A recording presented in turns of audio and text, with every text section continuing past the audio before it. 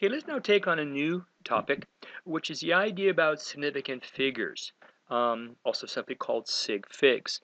And what they are is you cannot list answers in science uh, which appear more accurate or more precise than the instrument that produced it. What do you mean? Well, here we see this is called a micrometer. Micrometer measures length. And it's measuring some object, small object, we could see off to the left. Whatever it is, it's a rock of basalt, who knows? But we're measuring that object, and you can see from the photo that you have 51.59 millimeters. What that means is this micrometer is accurate to the hundredth place of millimeters. It's accurate to within a hundredth of a millimeter. Now that instrument can only measure it to that degree. Well, let's ask a question. Let's ask that we want to take this rock, this basalt, whatever it is, and we want to divide it up. And we want to divide it up into 3 equal parts.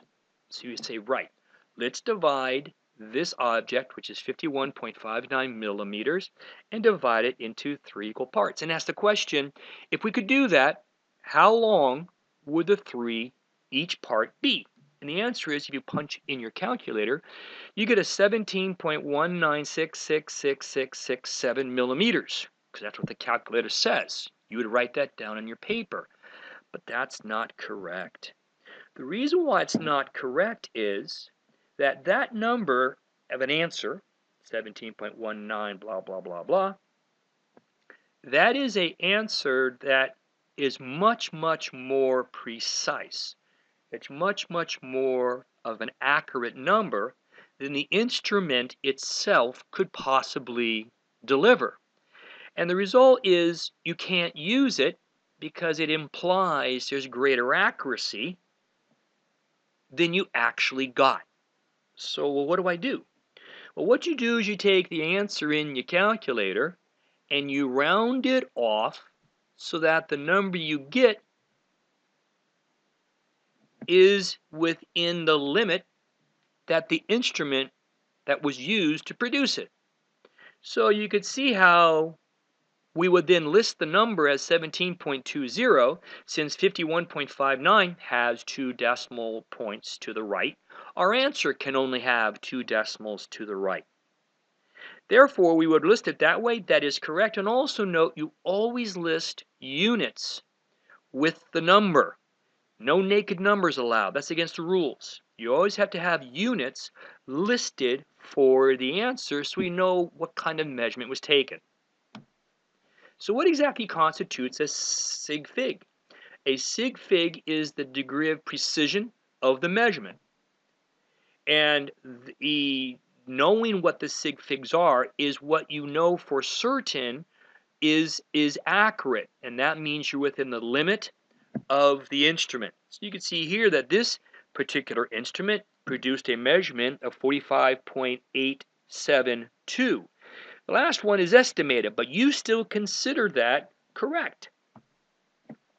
So the result is, as we said, you cannot list answers more accurate than the measurement itself. So how do I know? Significant figures are all non-zero digits. So 111 meters, that's 3 sig figs.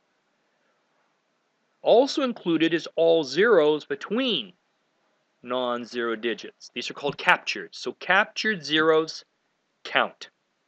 So once again, there's 3 sig figs. Now, if the decimal measurement is shown, it counts. What do you mean? Well, if we have 100 point, you actually put the point there. Then they count. If you put point 0 after, it counts. So, what counts as a sig fig? Non-zero digits, captured zeros, and where a decimal value is provided. Those are the rules. Now, am I going to have these rules on a test? You will. So you're going to be given numbers, and you're going to be asked to identify how many sig figs. So these are your basic rules. Now, take a look at here. It's another example. 103, that's a captured 0. There's 3 sig figs. 1004, that's a captured 0. There's 4 there. 10305, there's 5, and on through. So those are all examples of captured zeros that count as sig figs. And again, remember, when we say sig figs 103, it means the instrument that gave you the measurement could produce the answer to that level of accuracy. What does not count? Zeros to the left, what are called leading zeros. So see all the leading zeros there? They don't count. So that's only 2, that's 2, that's 3. So leading zeros are out. Trailing zeros are out. What do you mean? Well, there's only 1 sig fig there, and there's 3 because the trailing 0 is ignored. Now, sig figs are very useful tools when we do a mathematical method called scientific notation, which we will use in this class. So, the decimal portion of the scientific notation is only going to be significant digits. What do you mean? Well, if you got 5983, you're going to slide it over 4 sig figs. So you slide it over to keep the 4 sig figs. Now take a look below.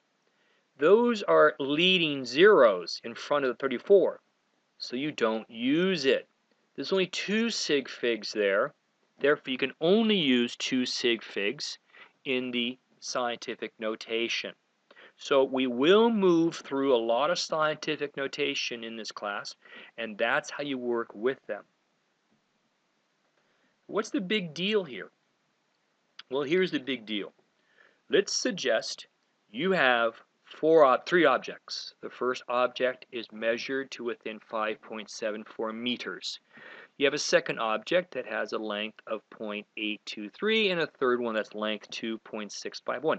Let's imagine we put all 3 of those items end to end and ask the question, how long would it be? You'd write down 9.214 meters because we simply add them up. That's not true. Why? Because you can only give an answer that is the least accurate value. So you'll notice that we have 3 sig figs in 5.74, 3 in 823, and 4 in 2651.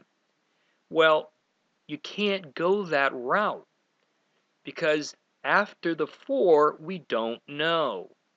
So you have to eliminate it.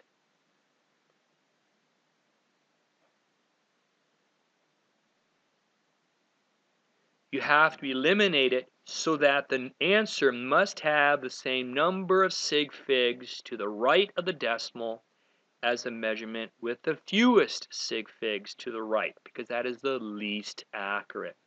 Therefore, the correct answer is 9.21, because that was the limit of that first answer, 5.74.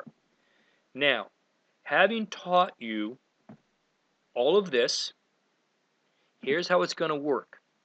You will be tested and asked to recognize how many sig figs there are in this number versus that number. So you're expected to know the rules. However, first-year chemistry can at times be confusing.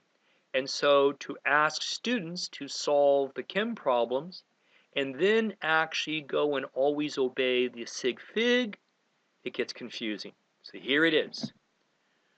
For this course, you'll be asked to round off your answers to 2 decimal places, and that's it. So run the calculations and then round it to 2 decimal places. We don't need to have you actually use the rules of sig figs throughout the course. Why do this? Because it makes all the chemistry students very happy.